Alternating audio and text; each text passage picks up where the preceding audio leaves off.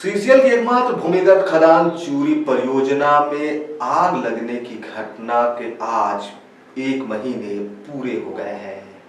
मैं आपको बता दूं कि आग लगने की घटना के बाद से खदान पूरी तरह से सील कर दिया गया है, जिसके कारण यहां से कोयला उत्पादन पूरी तरह से बंद है। चूरी परियोजना में आग लगने की घटना के 1 महीने बीत जाने के बाद महाप्रबंधक संजय कुमार ने भरोसा दिलाया है कि अब खदान रीओपनिंग स्टेज तक पहुंच गई है। कैसा रहा सर पूरा 1 महीना में? चूरी माइन एक बहुत ही प्रेस्टिजियस माइन है इनके एरिया के लिए और साथ में सीसीएल के लिए। यहाँ से हम लोग एवरेज 2000 टन पर डे उत्पादन कर रहे थे।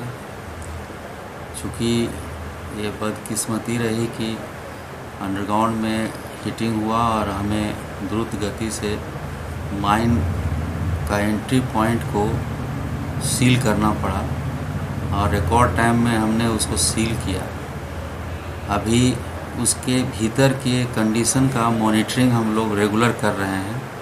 इस 1 महीने के पीरियड में जो एयर सैंपल का रिज़ल्ट आया है बहुत ही प्रोमिसिंग आया है, उत्साहवर्धक है।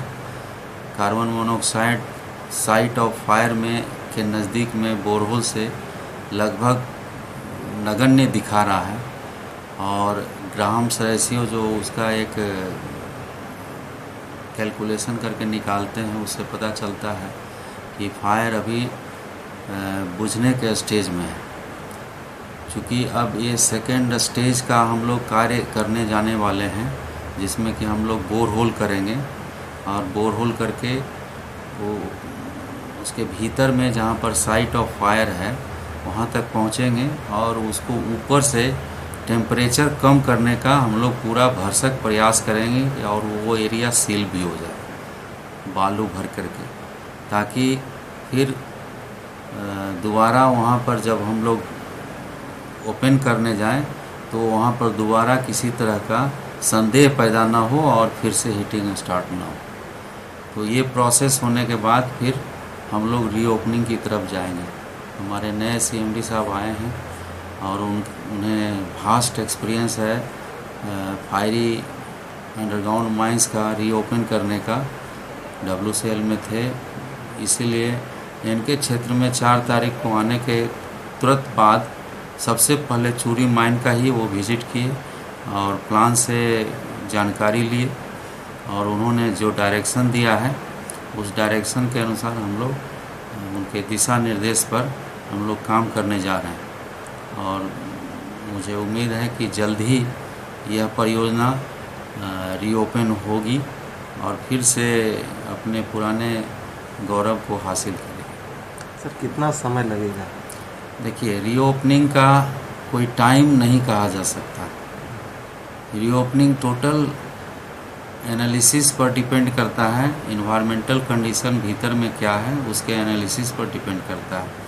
अभी सेकेंड स्टेज में जो हम लोग टेम्परेचर डाउन करने की बात कर रहे हैं वो समय बताएगा कि उस समय में भी मॉनिटरिंग भी चलेगी और उसमें पता चलेगा कि अंदर की कंडीशन क्या है और कितना समय लगेगा। इसके बाद हम लोग फिर रीओपनिंग करेंगे।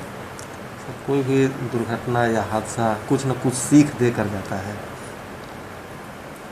कुछ सिखाता है। तो सर इस पर क्या कुछ?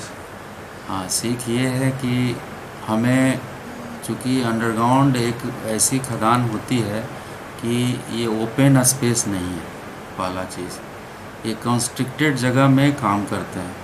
तो कॉन्स्ट्रिक्टेड जगह में जब भी काम करते हैं तो हमें निश्चय ही सजग रहने की ज़रूरत पड़ती है। ये ऐसी घटना फिर से ना हो, इसके लिए जो माइनिंग पीपल हैं उनसे मुझे अनुरोध है कि रिगरस इंस्पेक्शन करें, हर नूक एंड कॉर्नर को देखें कि कहीं किसी तरह का हीटिंग वगैरह ना हो रहा हो। क्योंकि हमारे पास अभी बहुत सारे इंस्ट्रूमेंट हैं उसको चेक करने का, उस इंस्ट्रूमेंट से सहायता लें, मदद लें और भविष्य में मैं सोचता हूँ कि ये लोगों को सीख मिली है कि अब वहाँ के जो लोग हैं वो सजग रहेंगे और ये घटना न हो इसका भरसक प्रयास करेंगे। चूँकि ये हीटिंग एक ऐसा चीज़ है, सब्जेक्ट है कि ये कोल कहीं भी होता है तो हीटिंग स्टार्ट होता है। यदि कोल बहुत दिन से वहाँ डिपॉजिट है तो वहाँ पर हीटिंग स्टार्ट होगा।